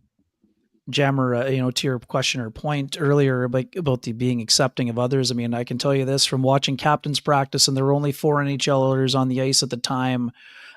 Both the competitive spirit and that, acceptance and wanting everyone to feel part of it. He's going around high-fiving, that AHLer that has no chance of being on the Jets. So I think that part of him is back.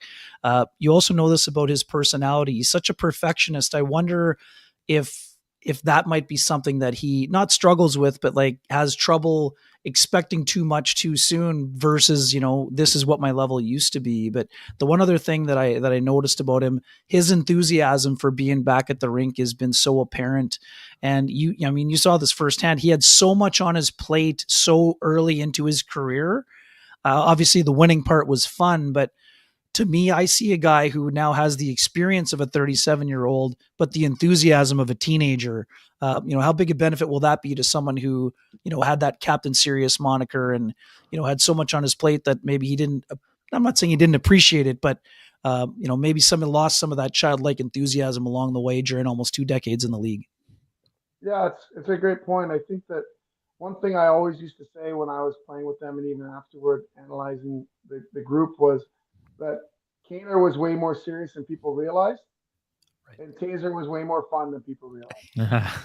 So yeah, he's serious, but he's not serious all the time. He's joking around, having fun, and doing things. And like, but when it comes to the game and he's focused on the game, yeah, you're gonna get the Johnny, the serious Johnny. But there's like all of us, there's different parts to our personality. So I think that what I'm excited for this group to see is the process that he goes through.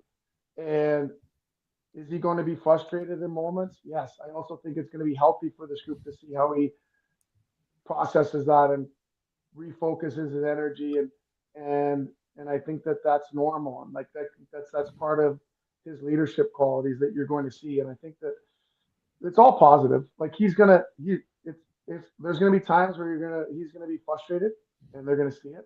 There's gonna be times where it's not going well, and then you're gonna see him respond and turn the page the next day. And I think that's gonna be helpful for younger guys too, that are the Perfettis of the world, that are gonna watch him and watch him have a terrible night. I'll tell you this: I knew one thing: if he went 42% in the faceoff dot, I'm not a betting guy, but I would put money on him the next night. He's in the 60s. Right. Like, he's going to respond. He's going to recalibrate and figure it out. So they're getting a really, really special person that is going to help this group, I think, take the next step. He's not going to be the main guy. It's not incumbent upon him to be the guy. And I think that's to me the real challenge, is not having the core group looking over at Johnny. Johnny's just a piece. You guys go do it, go lead. He's there to augment and help and like help you guys. He's not the guy. You guys are the guys. So that's going to be the challenge for me, for this group, for the first 25 games, is stop looking over your shoulder for Johnny. Johnny's not here to save you. Johnny's here to help the group. Jammer, always a pleasure to have you on board. You just used one of the best analyst lines I have ever heard before when you described those special players, saying normally we wouldn't understand them. Our bellies would be full. Their bellies aren't full. That is, to me, top shelf 100% analysis, which you always bring to the show. And you did it when you're down in San Diego and could be doing whatever. I know you're down there to celebrate the 90th birthday of Willie O'Ree. You yourself are someone who has absolutely always represented your culture in hockey with class. Thanks for taking the time. It is great to see you, my guy. Always pleasure to catch up with you guys. Take care. All right. Talk to you later, buddy. Enjoy San Diego. Enjoy the celebration. I love that line. And you know what? It reminded me of you, Ken. Your belly's never full. You're always at the buffet, continuing going. That's what makes K&R so special. Just wanted to share my thoughts quickly here on what I've seen, because people always ask me.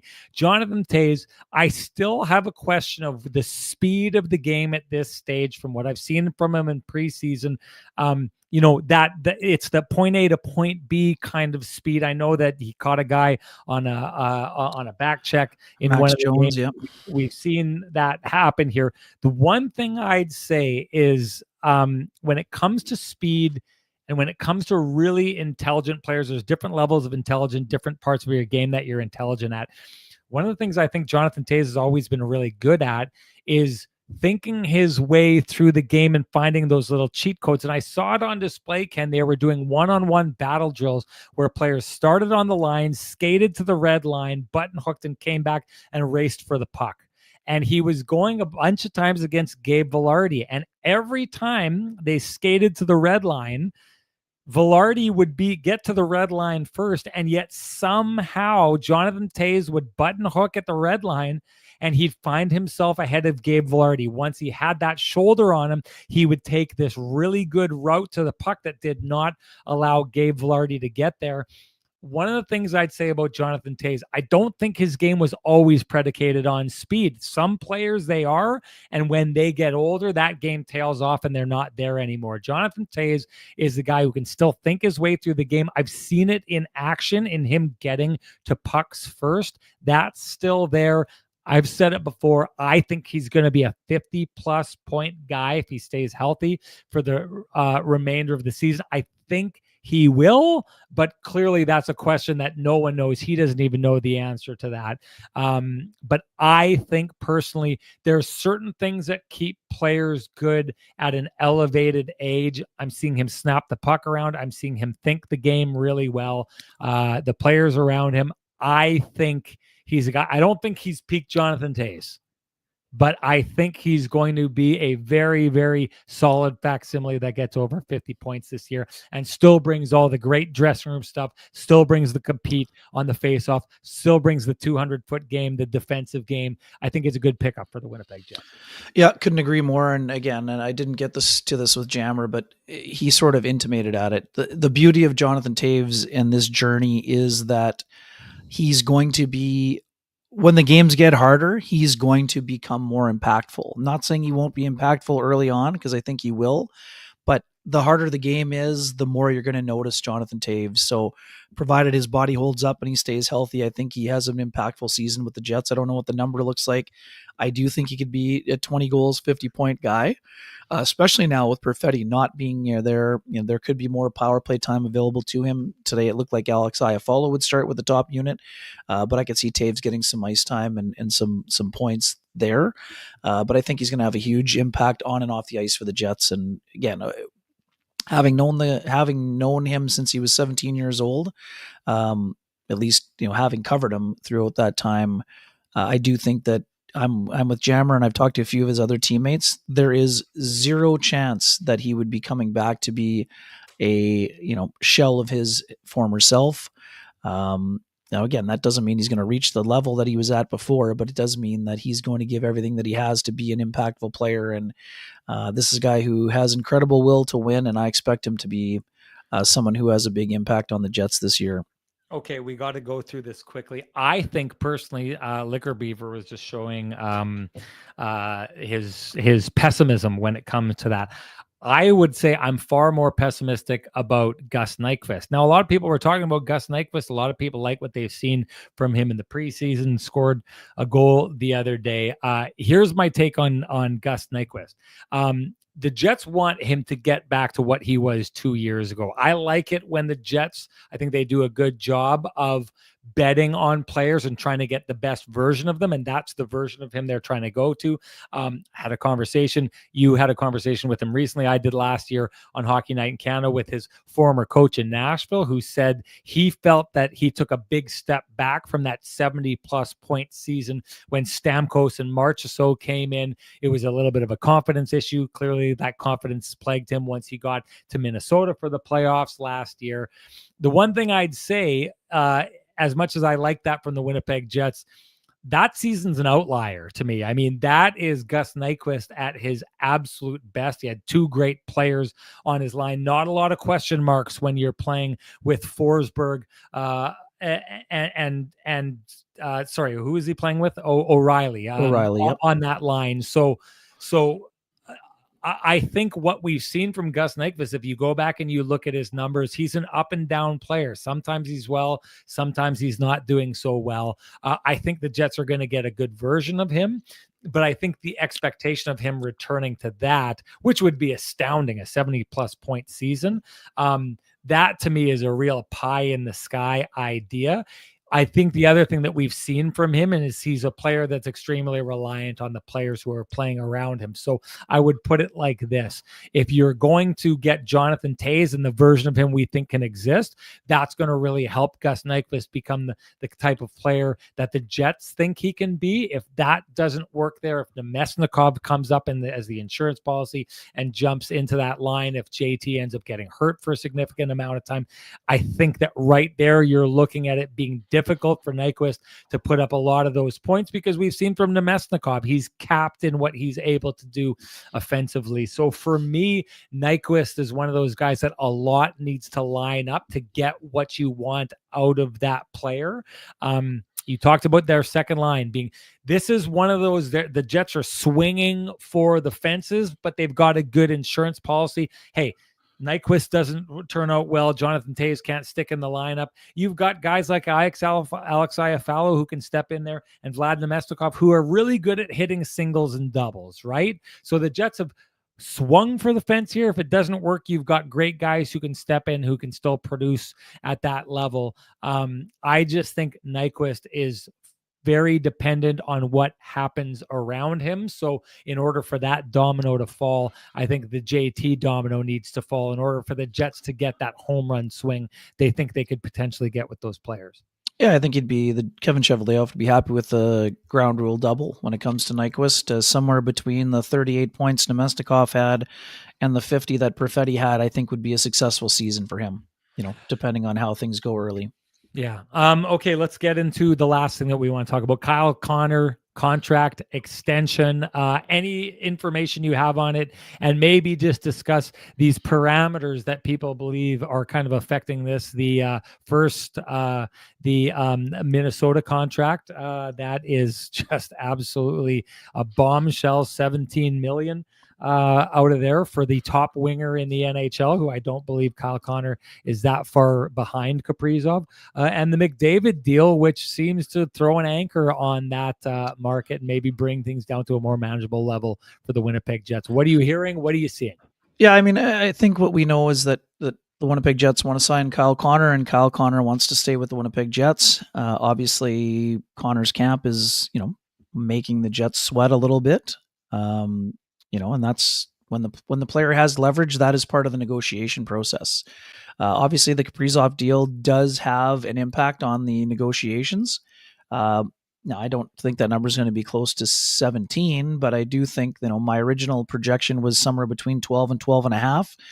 I don't know exactly what that looks like now. I don't know if it gets to 14. I think it still could be 12 and a half, but again, I don't know for certain, but now I've moved my marker from 11 and a half to kind of 12 and a half as the minimum and maybe 14 as the maximum. And again, I understand some people are going to be up in arms. Kyle Connor's not twice as good as Scheifele and Connor Hellebuyck. You can't look at it that way. The landscape has completely changed, and what is holding up the deal is not either side not wanting it to happen.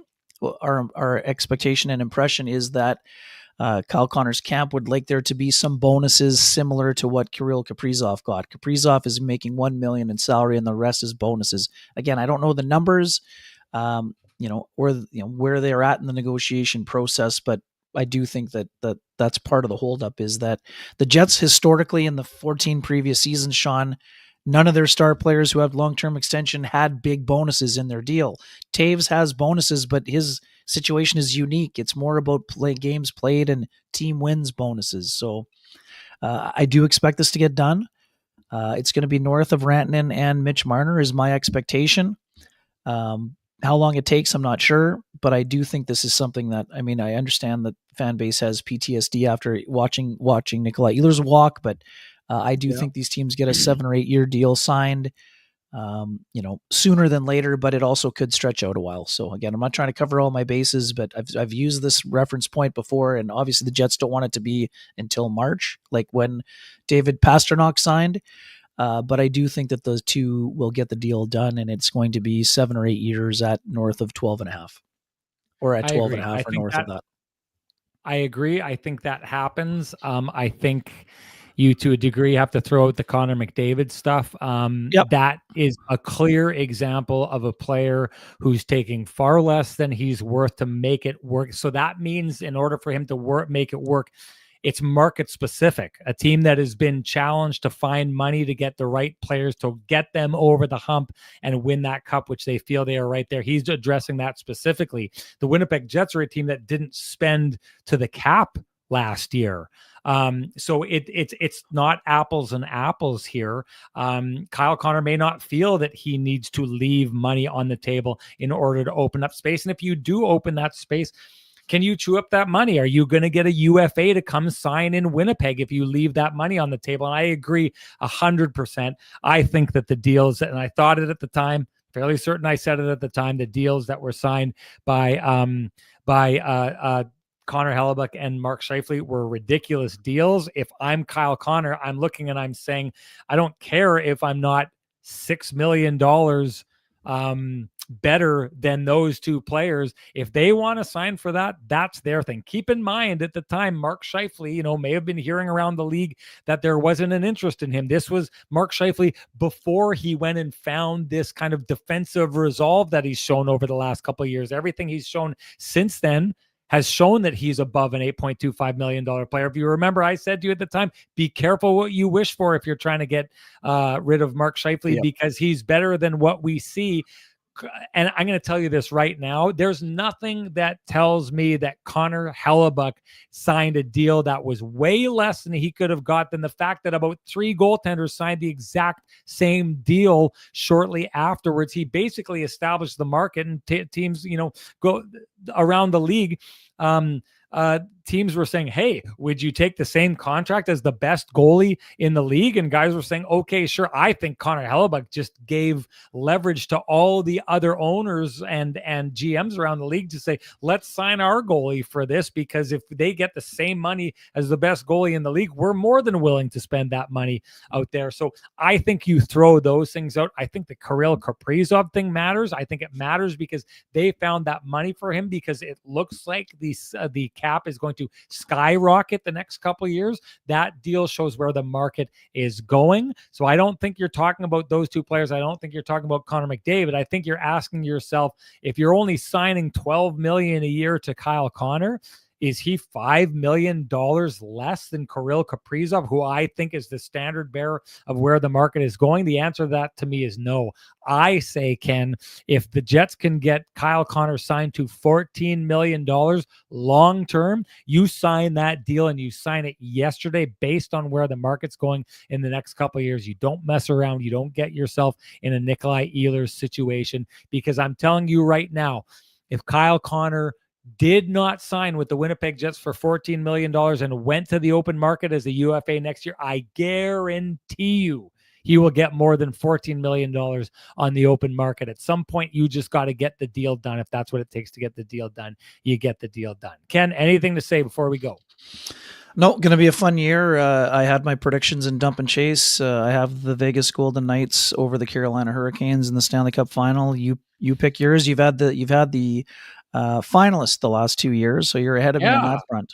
Yeah, I am now. It's interesting because I take a look at the Edmonton Oilers. I still think at the heart of it, they have the strongest core out there. Now, all of a sudden, Connor McDavid doing that, does it open up enough money for them to address things? Do they have enough assets to move, to pick up things at the trade deadline? The one thing that we've seen about the Edmonton Oilers is that players are willing to go there because they think they have a shot at winning the Stanley Cup at the trade deadline. So the roster they're going to carry into the season, I don't think will be the roster they go towards at the end. But listen, I've picked them to win the Cup the last 2 years. Fool me once, fool me twice, fool me three times. I'm not going to give them the opportunity to fool me three times. I do think Mitch Marner and the point production that he will bring to the Vegas Golden Knights puts them in a position where they now have just another massive, massive weapon outside of great defense, which they have, but also, Jack Eichel and his ability to affect the game on all sides of the puck. I think that this puts them over the top in the West. I agree with you. I think the Vegas Golden Knights are going to the Cup final out of the West this year. I know there's a lot of injuries. We've taken a look around. We talked about it before the show. There's a lot of up and coming teams in the East. I just don't think they are there yet. I'm bullish. I like the moves that the Toronto Maple Leafs are making. I like their coach. I like the style of player they're going to. I just think losing 100 points in your lineup is hard to cover off. I picked them at the beginning of the playoffs last year to go to the Cup final. No team came closer to knocking off the Florida Panthers than that team did. I just think, and who knows, maybe they're going to go at the trade deadline and find that offense. So I put them in the mix. I think they're the kind of team that could go to the Cup finals if they made the right additions in season. All that said, and I haven't been giving them the credit that they've deserved over the last couple of years since I picked them to go to the Cup final the year they won the President's Trophy. But even with Tkachuk hurt, even with Barkov out of the lineup, the expectation that he could be back for playoffs, this is a stupid deep roster. As old as some people think that the Florida Panthers are, they've got enough core pieces that are young enough and in their prime. I think that all the locking down they did means that while a lot of people think this could be the end for the Florida Panthers, maybe it's just the beginning. If Barkov comes back and plays well, the one thing we know about Bill Zito is at the trade deadline, he is able to go out and find what this team needs. I think that we're looking at three-peat territory this year for the Florida Panthers. In fact, I'll go out and I'll say it. I think they three-peat as they knock off and get their vengeance against the Vegas Golden Knights a couple of years later. That's my take. There you go. Paul Maurice doing a great job out there still, as it turns out. Anything to say before we go? No, let's bring on the new season. Just quickly on the Jets, I had them second in the Central. It may be a little bit more difficult with the injuries that have happened since I made that prediction, but I also do think the Jets take a step in the playoffs. I do think they make the conference final, but then I said I picked Vegas over Winnipeg in the conference final. Now that's a coin flip series, but I just think that the Golden Knights experience is something that could help them in a series like that. Conference final.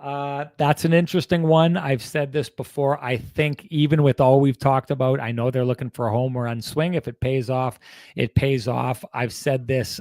Nikolai Ehlers, I think, will be missed by the Winnipeg Jets. I think it will be missed most obviously. If you want to see what that looks like, how it manifests itself, the Winnipeg Jets, as we knew them last year, that team that came back time and time and time again in games, the miracle that they pulled off at the end of the year. If you look, in my take on it is over and over again, Nikolai Ehlers was central to a lot of those comebacks. His speed allows for easy zone entries, which allows the Winnipeg Jets to set up along the boards in the offensive zone, which they're absolutely lethal at. I think what it looks like this year is the Jets get out on the ice trying to push and come back into games, and we see a lot more of them coming down the ice, getting stopped at the opposition's blue line, getting the puck flipped back and going and reloading and coming back. They don't get in as easy this year as they did, and that's because they'll be lacking the speed of that player. I think that translates obviously to points. I think those points put them a little further down. I have them finishing second or third in the Central Division. I don't think I'm ready yet to say where I think they finish. They make the playoffs. I've got no doubt about that. I'm not ready to say if they go first round or second round. I don't think they go to the conference final though, Ken. That's my take on it. That's Ken's take on it. People, we went an hour and 50 minutes for you to say welcome back. We missed you. We couldn't stop playing or spending some time here, and we're looking forward for the rest of the season to spend a lot of time with you. We're going to get that underway after game one, which is coming up this week. Looking so forward to it and so forward to showing you what our show's going to look like with all our sponsors this year. So just wanted to say out of the gate before we start doing things a little more specific with our sponsors, thank you to all the sponsors on board this year for us. That's Vittorio Rossi, Pristine Roofing, Cambrian Credit Union, Sweet Lou Ferlin, Flame and Comfort, The Keg, Jim Patterson Toyota on Regent, Myers Drugs, and of course the Kenny and Renny OGs in the Johnston Group. Thank you to all of them. We will say this: if you appreciate the conversations happening for an hour and 50 minutes in this space, we would implore you to appreciate our sponsors who fight to keep the conversation going in this space. Thank you to them. Thank you to all of you. It's great to see you back. Let's get at it after game one of the season. Looking forward to it. Talk to you later, folks.